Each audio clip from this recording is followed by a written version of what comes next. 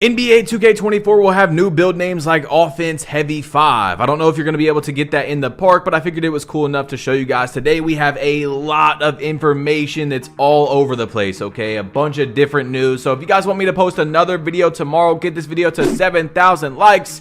And let's get it. So like I said, man, this is going to be everywhere, all right? Lots of different information across 2K. Now, Solo went to Twitter and said, I think that there may be 7.5 builds in 2K24. And Uncle Demi put a meme of these dudes saying that's cap. So I'm guessing from what Uncle Demi is saying that they will not be in 2K24, for those of you that were wondering, because, you know, Wembanyama is going to be in the game. Some people thought 2K was going to up to 7.4, 7.5. I don't think it's going to, you know, from Uncle Demi's tweet right there. Now, 2K dropped some WNBA news and my NBA and stuff like that today. And the only thing I got from it is +1 arm sleeves will be back in the game, okay? So those will be back in the game. I'm not sure if they're going to have +2, +3, anything like that, but I'm pretty sure those will also make it to the park. Now, Uncle Demi had an important video, and we're going to be going over 2 or 3 of his videos in today's video, plus a bunch of screenshots, and we're going to get into that in a minute. But we also have some other news that I thought I would clarify you guys with, because it just recently came out. Mike Wing said rec bots will be noticeably better timing their shots, but it's tough to balance. We want them to be competent but not OP.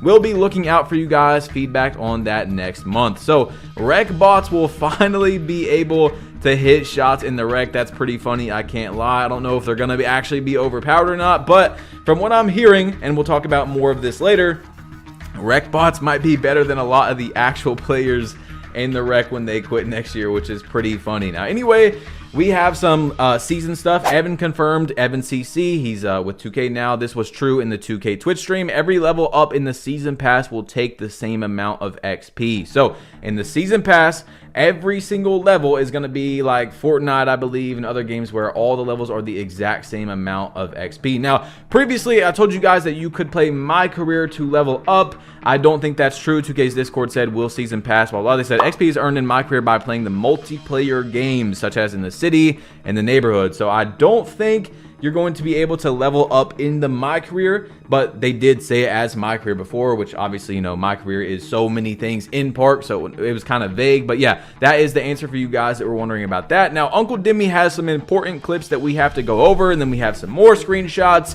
I'm telling you, man, the news is all over the place today. So smack that like button, guys, if you haven't yet. For real, hit that subscribe button if you're new, and let's roll the first clip. The new tech is now what they're dealing with, and this is now the 3rd year of working with this tech. And I feel, and you know, a lot of people around the game internally feel like this is going to be the year. It also makes me feel like, okay, cool, pro play has been implemented, okay, so that's considered new tech. So obviously, you know, does that mean that it's going to be, we have to wait 3 years to be able to really fully get the full effect of pro play? You know, that's a question that, you know, we're going to find out on the release of the game. So what Uncle Demi is talking about is there's a topic from Dazar, a 2K developer that's worked there for like 20 years. And one of the most important things he does for our community, in my opinion, is he gives away actual knowledge on how the game works when they put new features in. Now, the biggest topic I've heard from him about that is the fact that it takes 3 years to like make something perfect, in their opinion, or get it close to how they want it for the big features, right? So the first year they implement it, second year they work on it, third year they really get it down or get it to where they want it to be. Now, you see Uncle Demi saying, you know, the builder's been out for 3 years now, the freeform, things like that, so we expect it to be super good. And at the same time, you know, he's saying like, okay, the builder wasn't that good at first, but now we got it good. He talks about pro play being the first year we have that. And at the same time, I want to throw in there that this is the first year we have crossplay. So I really hope that pro play, considering, you know, 2K is making it seem like it's the actual most important thing about gameplay, has been tested so much, because it being the first year, hearing these things from 2K developers kind of does scare me, you know what I'm saying? They're like, okay, on our first year, we don't necessarily got it right. Second year, we work on it. Third year, we make it perfect. We get it to where we wanted it to be, you know, when we first thought about it, things like that. So I don't know, man, but we have a lot more Uncle Demi clips to roll, so let's get it. The slashing aspect, in my opinion, is going to be another skill set this year. You talk about, you know, how like the ISO guys have pro play, and how it gives him 150 animations, okay? Well, there's also, I don't know the exact number, tons of animations for layups, Euro steps, dunks, you name it, right? It is going to cause a really unique set of skills to be a slasher that if you can master it, just like an ISO god, you should be pretty unstoppable, or you should be able to get some really good clips, and you should be able to have some really good fun being a pure slasher. So basically what Uncle Demi is saying, I'll summarize it for you guys. And by the way, you can go watch Uncle Demi's videos if you want to, his entire videos. I'm just giving you what I think is the actual important things out of it, is that if you're good as a slasher on 2K24, you're going to be very good. It's not going to be in 2K23 where someone's just running in and dunking and you're like, oh, that guy's rim running. You're actually going to see skill as like a finesse finisher around the rim with all these new animations, layups, hop steps, things that they have with pro play. Because yes, dribblers have pro play as well, but from what he's saying is if you're a slasher and you're 2K23 made, you're just running in and dunking, it's not going to work on 24. But if you actually learn it, you're going to be really good. And he actually doubles down on that, which we'll talk about later in the video, but we have more clips to go over. We know how good defense is going to be, and I know a lot of y'all are still very skeptical about that, and a lot of y'all think that, hey man, yeah, the defense will be good for a couple weeks and then you know, they're going to nerf it, that type of deal. Rest assured, it's not going to be a quick fix unless it's something completely broken. I know Mike's going to probably come out and say that again. But again, like I said, man, we can't put no guarantees on that as a community. We just don't know. I think this is an extremely important topic to touch on real quick. So they've been talking about defense is better so many times that I'm actually starting to believe it. But one thing I do want to talk about is this huge myth of 2K is going to drop the best game, you guys are going to complain, and then they're going to patch it and the game's going to be trash, right? They say that for 2K23, for example. Now, they have changed it in previous years, right? But I literally cannot think, as someone who has my own criticisms for 2K23's gameplay, as you guys know, that Mike Wang has barely changed anything about 2K23's defense. All they changed was the steals. I mean, that's really all I can think of. They did add adrenaline to people moving off ball, but they didn't change a lot of gameplay this year. Mike Wang stood his ground, whether that is good or bad for the game, but a lot of people thought that steals were overpowered in the beginning of 2K23, including Chris Smoove. You know what I'm saying? Including Chris Smoove, the OG himself. So anyway, let's move on to the next topic. I just want to say that it kind of felt like a myth this year. Like the game came out and not a lot changed, okay? The game was pretty much the same from start to finish besides a few changes. Just like in 2K20, the 2K slashing playmakers, they had a very low 3-ball, but they were so lethal everywhere else. And if you were able to shoot a low 3-ball, you was able to cook up. And again, I feel like this is something that if you want to be a slasher, you will very well enjoy it, but you got to find what you can shoot consistently. So if anything you get from this, first find out how you can shoot consistently, or the rating of a 3-ball you can shoot consistently, and then make your build from there. This is probably the most important topic of the video. Uncle Demi was once again making similarities to 2K20, where you're going to have to make sacrifices on your build. Now, we'll talk about that even later in the video, where he actually doubles down on what I was saying earlier with the slashers being good, but I'm gonna hurt some feelings here, okay? I don't want to, but I'm going to. Think about, in your head, real quick, what 2K had the most role player builder system ever, all right? Just go ahead, in your head real quick, come up with what you think is the most role player builder. I was never a role player. You might have been a role player. People say, I don't want a role player builder. You are the role player. In 2K20, if you were a two-way slashing playmaker, you were a role player if you didn't know how to shoot. But if you knew how to shoot with that low 3-ball, your build was amazing. You know what I'm saying? It really opened up a lot. So that's what I'm seeing for 2K24, is the fact that if you're able to make these sacrifices and still be able to be good in those categories where you don't have very high ratings necessarily, like especially shooting, then you're gonna be good. You know what I'm saying? I was never, ever, I've never been a role player, and even in my opinion, I don't think we've ever had a role player 2K builder system. I don't think we have. If you look at the build itself, it might look like a role player, But if you're good at the game, you're able to do every single category usually in 2K. You know what I'm saying? So I don't really think we've ever had one that was necessarily a Kyle Korver or Dylan Brooks or Draymond Green or Steve Novak. Like, I really don't think we've ever had that unless you created that build yourself, if you wanted to go towards that. So once again, Mike Wang's tweet, even if you've already seen this, it's important. He said, for those asking what rating you need to be consistent depends on your skill and shot IQ. Some will be deadly with a 75 3-pointer, while others will go 1 for 10. Try out the build tester or 2KU with different NBA players on Hall of Fame to get an idea for what you need for your build. That's extremely important and really good knowledge from Mike Wang. So when you get on the game, go into practice, whatever, and shoot around on Hall of Fame difficulty with someone that has an 83 pointer, a 75, and then not only that, look at their badges. Okay, are you going to be able to get those badges on your build when you create that build in the park? You see what I'm saying? So if they have a 75 3-pointer, but they have, you know, gold corner specialist, and your build only gets bronze or silver, you might not want to make that build. You see what I'm saying? You might want to go a little bit higher on the 3-pointer to be safer. But yeah, I just wanted to talk about that. We have a superstar builder right now on 2K24, and a lot of people are still role players talking about, I don't want a role player builder system. If the shoe fits, it fits, bro. I'm sorry to hurt your feelings. That's the reality at the end of the day, bro. I don't care if people have superstar builders, I'm gonna do fine. I don't care if people have role players, but I do think for actual diversity in the game, it's better to go closer to 2K19, 2K20 than what we have right now. And I'm not talking about pie charts, I'm just saying how the builds come out and how they play. All right, so let's roll the next clip and we have a lot more to talk about. If you know how to time your slashing meter dunks, your euros, reverses, your hop steps, your hot shots, and then of course if you're a bigger, smaller forward, maybe like 6'9", 6'10", that has a standing dunk, then of course it will also equate to being able to get contact dunks standing using the pro stick. Okay, so to me that is a massive advantage that you can get. I do not want this message to come out as if slashers are going to be overpowered. The message is that slashers finally should have an environment to where they're respected, because it's no longer just rim running.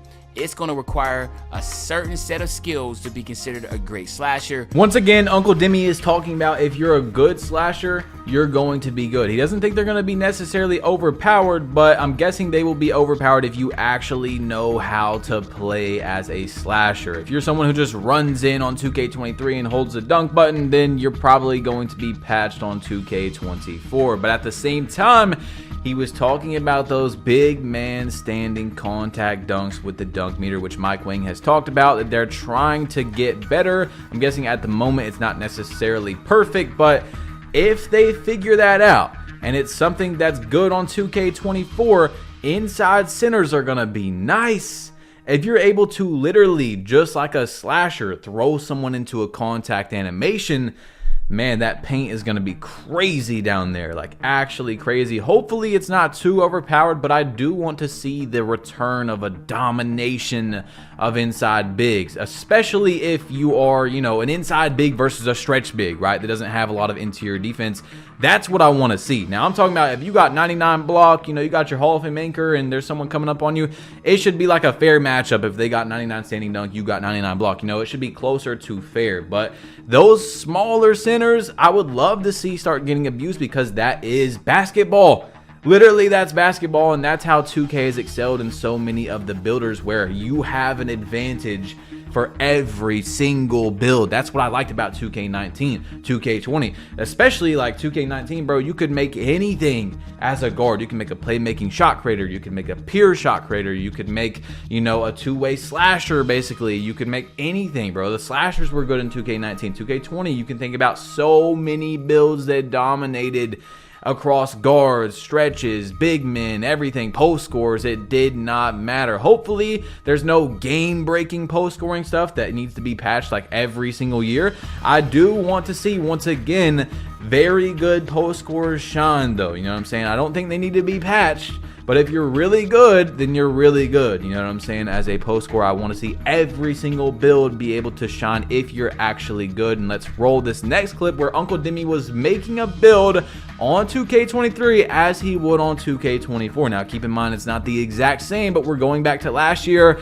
where he did this, and we're going to get some incredible information about the game as he's hinting at things throughout the video. So remember, this is only the first build he has shown, because this build is going to eye-open for a lot of people, man. It's going to be an eye-opener, okay? So he's going to post more. We're going to talk about those as he keeps posting them, but let's roll the first clips of him making a build on 2K23, kind of like he would on 2K24. My driving dunk, I want it to go high enough to where I can unlock all the contact dunk animations. Now, but I don't want to go all the way up enough to 99.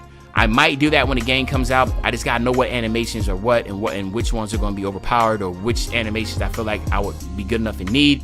But also the badges. What I'm getting from this is that the elite contact dunk packages are going to be higher up this year. Now, watch this next clip. Listen to what he's saying, but also look at his three-pointer, which we're gonna talk about eventually, but let's just roll the next clip. So I want to say that again slower.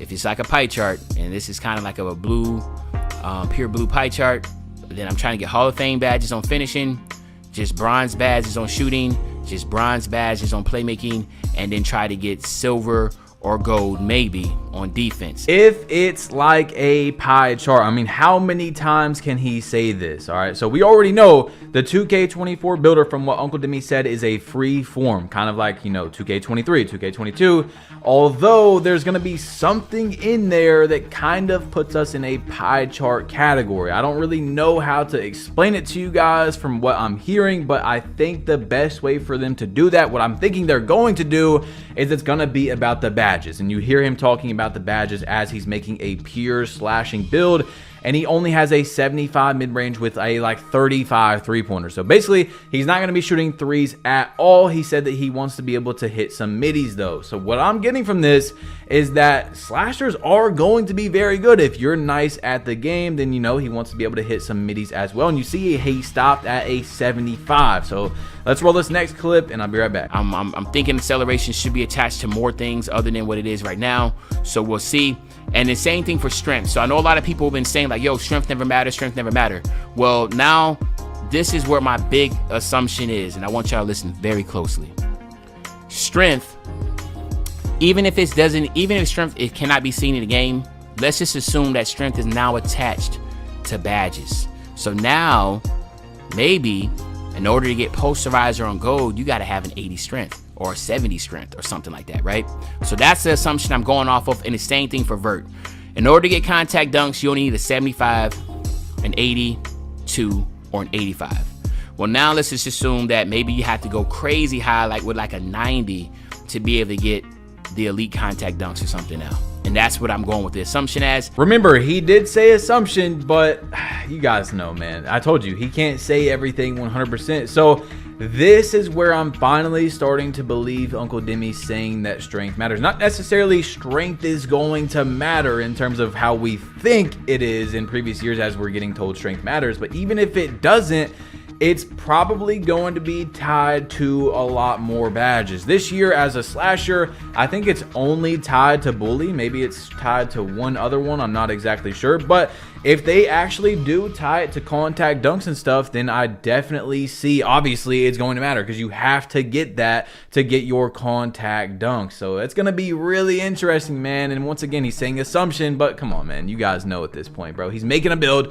He's seen the builder, bro. He's making a build as he would on 2K24. Obviously, it's not the exact same. We'll see what it looks like when it comes out. But I really want to see what he makes soon as a guard, as a lockdown, as a center, things like that. But let's roll the next clip. And also, as we should all know, the badge, the names should be are going to be different. This is a 2A interior finisher. Expect new, refreshed build names So that's going to be a W. Which we know is already true. So I want to see Uncle Demi make a guard, a center, things like that. But we have more things to talk about. So Wolf, who works for 2K now, former 2K professional league player, said what was said today about the 2K24 badge game is only scratching the surface. And I want to have an extremely important conversation with you guys, okay? So for the first time in a very long time, I've seen a good amount of people disagreeing with what I was talking about yesterday with the badge system, with the news we know so far about the badge system that seems similar to 2K16, 2K17. So what I want to say is, I did drop some hints yesterday, which I will put on the end screen for you guys that didn't see yesterday's video. So when the video ends, you can just click or tap on that and it'll take you straight to the video. They have not said everything yet, all right? Everything is not out there yet about the badge system, okay? I want to make sure you guys understand that, but also think about what we already know, okay? Teammates grinding for badges in game. Think about how bad it is sometimes playing with randoms on 2K.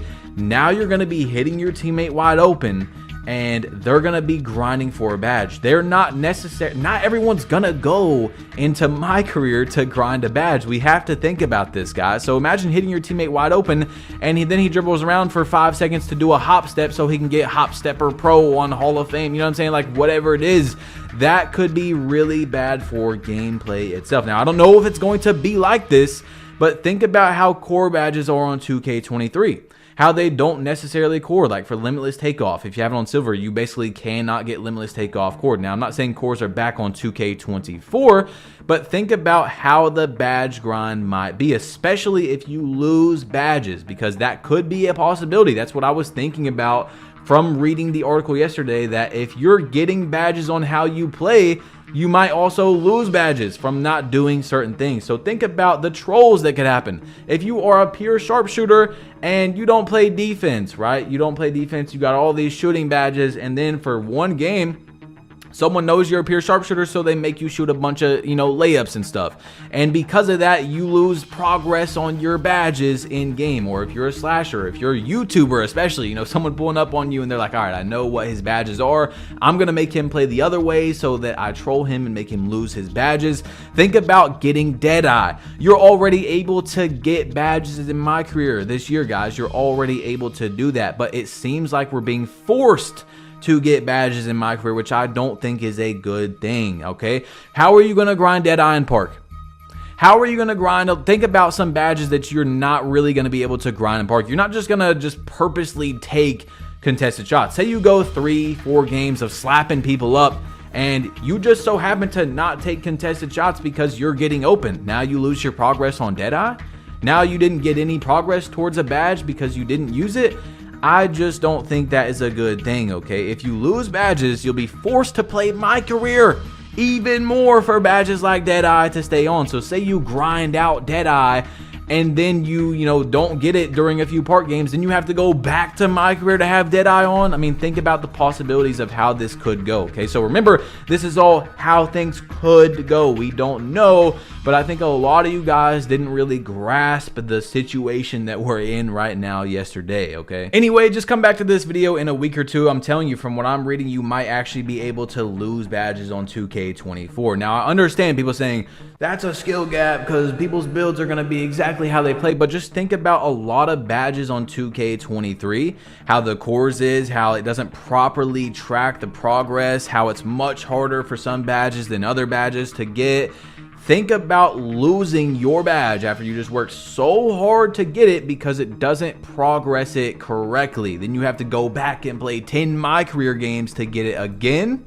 I'm telling you, bro, it could be concerning. All right. Anyway, Wolf was talking about the rec AIs that we talked about from Mike Wing a minute ago. He said, try not to call for the ball so quickly. Let the AI take the open jumper. Aim to play good basketball in 2K24. So from what they're saying, if your teammate quits or if they get griefed now, yeah, that's right, buddy. If you start getting offensive players out of bounds, you're kicked. If you guys haven't seen that, I don't know what exactly the grief rules are, but I'm glad to see that people cannot be trolling and crying because they didn't get the ball one time. Although I know the other side, yes, you load up into a game and people aren't passing you the ball, so you run out of bounds. But for actual good gameplay, for me, right? Who is a guard that goes in, I average 12, 13, 14 assists a game, and my teammate doesn't get the ball for the first play of the game or second play of the game. He starts running out of bounds. That's horrible for actual gameplay. You know what I'm saying? That someone is able to just troll and get 18 turnovers and not get kicked out of the game. So it's sounding like Rec is going to be better this year, even if you lose a teammate. Anyway, he said, speaking of Rec AI, it's a lot harder to step back cheese the AI. They play much tighter on ball defense. AI also play tighter off ball defense, making it harder to cheese, catch, and shoot threes on them. AI also drops less frequently from the corner to help in the paint. And this is where I'm kind of getting a little bit concerned, all right? So AIs are going to be able to hit threes probably consistently. You're not able to catch and shoot cheese them. You're not able to step back cheese them. How are you going to score on an AI? Okay, I'm sure you're going to be able to score on an AI, but from what I'm seeing right now, and it goes back to what I was saying earlier, AIs might be better than a lot of your teammates, okay? I just hope that there's a way that they're not too OP, okay? And now, obviously, they need to be better than 2K23 because they're like Shaq on the Celtics. But, man, it's looking like they might be better than a lot of your teammates out there in the Rec. Now, Uncle Demi said, recapping all the info Mike dropped this week, I believe mastering a lower three-point shot could be a game changer in 2K24. It opens up the potential to create a formidable build with slashers standing out. The modifications and enhancements to Euro steps, hop steps, and reverses emphasize that slashing could truly become a skill set this year. The reintroduction of the dunk meter now also for standing dunks adds a fresh layer of intensity, requiring a perfect green or a miss like jump shots. It's not just about power anymore, it's about finesse and precision. So he is very heavy, triple down, I don't even know what it is now, quadruple down on the fact that if you're able to shoot with a low 3-point rating on 24, you're going to be able to stand out. All right. That's all we got to say right there because we got something big. Josh said the city in 2K24 is expected to blow our minds, where Red City said when you guys see the city, your mind is going to be blown, and Josh Tadlock, who works for 2K, said indeed. Now, of course, there's not a lot I can say, but there is changes to the city. All right, that's all I'm going to say. There is changes to the city, and I don't know if it's good or bad. I know one thing that is very good, okay? But that's literally all I can say. Like I said, guys, I cannot leak things that I know, even if I know them. I can maybe hint at some things, you know? I can maybe prediction plug some things, but I don't want to get anyone in trouble. Also, 2K would strike my channel, 3 strikes and I'm out. So I got to pay my rent. Hashtag pay the rent in the comment section down below if you made it this far because we're 26 minutes in. But yes, and at the same time, people got families, people got, you know, lives. They work for 2K. They're literally contracted. Some people get paid by 2K. I don't know, you know, exactly who's getting paid, but I'm sure a lot of these people actually are getting money from 2K. I would never, ever, ever want to rip money out of their mouth. You know what I'm saying? I would never want to rip food off their table for them and their family. So if I say something, it could go back to that person. You know what I'm saying? And that shows also for 2K that if you guys want to find me out, you can trust me. You know what I'm saying? I'm not going to break an NDA or anything like that because I know the consequences of breaking an NDA. Of course, I'm still going to speak my opinions, but like if you fly me out to community day and you want me to test out the game, I can't, you know, release anything if I sign an NDA until, of course, we're allowed to talk about that. But I will give my opinion on it, whether it is good or bad, because I cannot tell you guys if something is not good. However, I will give constructive criticism on how it can be changed and be better. So yeah, like I'm saying, man, I don't want anyone to lose their contract. I don't know how many people know certain information that I know, and that could go back to that person, right? So if I tell you something about the city and only 3 people know about that, then it could start getting some people in trouble. Now, Double H said, I did this in 2K23 where he's talking about he went from 60 to 99 overall. Legit. He said it took 63 hours of just gameplay. Does not include waiting for games, loading through menus, or traveling around the park. So probably, you know, closer to 100 hours. He started on February 2nd and finished on March 25th. Keep in mind, I was getting back-to-back games as a YouTuber and played no my career. Costed 447,000 BC, took 529 games. So this is an extremely big thing to break down here. 529 games, took about 100 hours as a YouTuber getting back-to-back games. It took a month and almost 2 months of work, guys. So there's something that I want to say, and this goes with everything, with the season pass, with BC, whatever it is. Like I've told you guys, 2K is going, and this is the reality. Don't be mad at me because I'm telling you reality. 2K is going to keep upping and upping and upping and making it harder to hit 99 in my career, in Park, making it harder to get certain things due to the fact that we keep buying BC.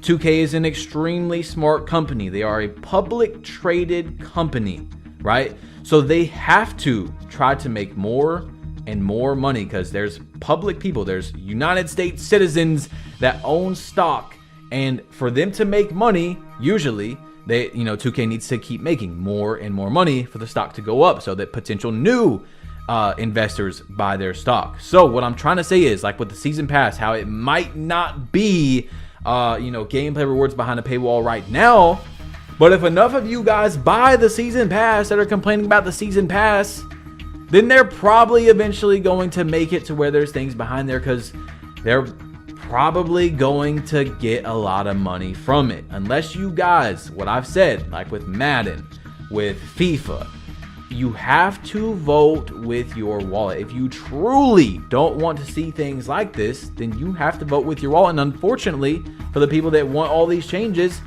that's definitely not something that's been happening, because 2K had their highest microtransactional sales of all time, and now their top CEOs and stuff are getting a better incentive for people getting microtransactions more. They made millions this year. A few people made millions extra. Think about that.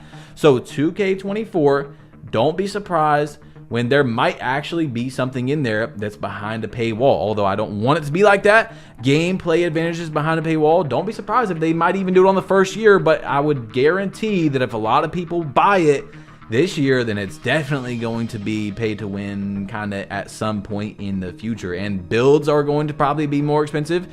2K is in the weirdest position as a company that I think is even possible for a video game company. I mean, think about where 2K is right now, and we have more news, by the way, but they make so much money. They increase the prices, we keep paying. They increase the prices, we keep paying. If you were a restaurant and you sold $10 for a hamburger, and then you change the price to 20 bucks because you're like, okay, maybe we'll lose some customers, but let's test this out, right? And the same amount of people buy it for 20 bucks, right? Let's say 100 people come back and buy it the next day, and you make it $30 and people buy it again the next day. Of course the company's going to keep charging more and more money, especially if they're a public traded stock. You see what I'm saying? So they're in the weirdest position I've ever seen, because they keep upping the prices and we keep paying for it. So yes, they're going to keep going higher. It's so weird. So at some point, maybe there will be a pop. Maybe there will be some sort of pop where we finally go, all right, we're not going to pay $200 for build, because as a company, and this is the reality, guys, don't be mad at me. Don't be mad at me. Be mad at everyone that's spending all the money on the, season passes and stuff when it comes out, because who knows what it's going to be. But I guarantee a lot of people are going to buy it that are complaining about it right now. They're going to keep charging if we keep paying. That's just the reality of it, bro.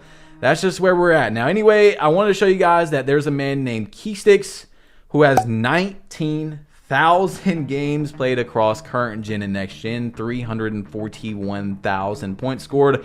This man's going to hit 20,000 games played on 2K23 before the end of the year. Pray for his chair. I mean, listen closely. You can hear his chair screaming for help. It is disgustingly tarnished. Anyway, GV, at the end of the video, I want to show you guys, man, 2K24 quest system came up with this by himself. I'd love to see something like this implemented. A ton of quests that give desirable rewards, some short and some very long that last days or weeks trying to achieve. I think it'd add another deep layer of content to experience and something for players to work towards outside of just playing to play. I even think it would add a lot of diversity in playstyles by creating some quests that require various builds, positions, and playstyles. I'd love to see every team have a quest line with quests that pay homage to their legends and a chance to earn that team's treasured mascots instead of the repetitive unlock this at high level. In my opinion, this would add so much depth to the game and make players feel more actively involved in a goal that they're attempting to achieve. So look at this right here.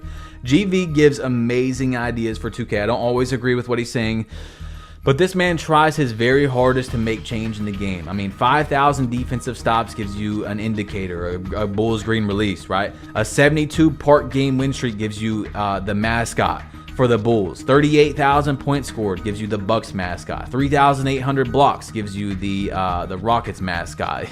The James Harden fat bodysuit is actually crazy. I don't think they would do something like that. But look, an animal pet, you get a buck for having 10 rec game triple doubles. I mean, they don't all have to be like this. Don't look at this and be like, I would never get that because I don't play the game enough. They don't all have to be very hard rewards, right?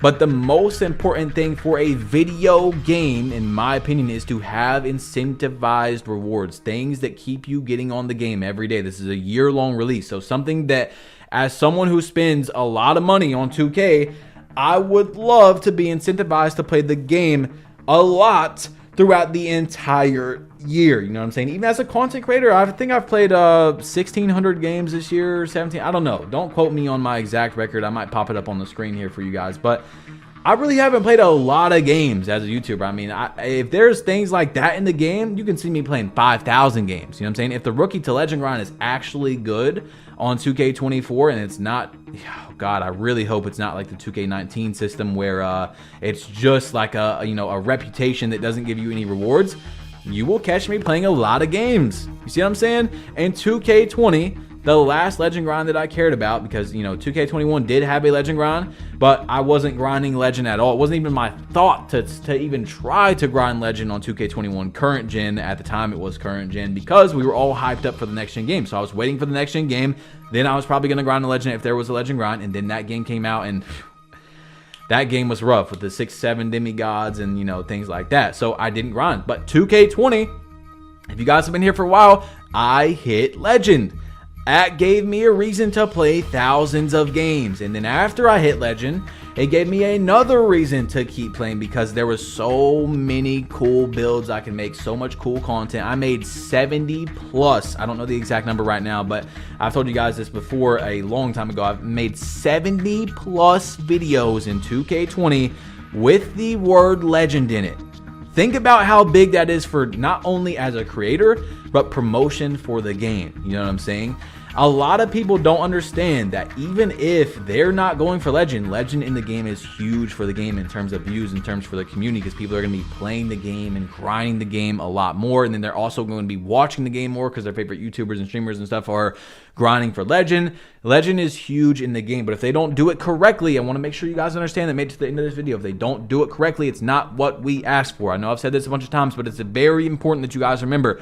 If there's no good rewards for Rookie to Legend, it is not what we asked for. Rookie to Legend means a hard grind that gives you very good rewards, especially the Legend rewards. So anyway, guys, click this video right here. And if you made it this far, bro, type in plug in the comment section down below. Click this video, bro. Click this one right here if you didn't see yesterday's video. And I'm out. Peace.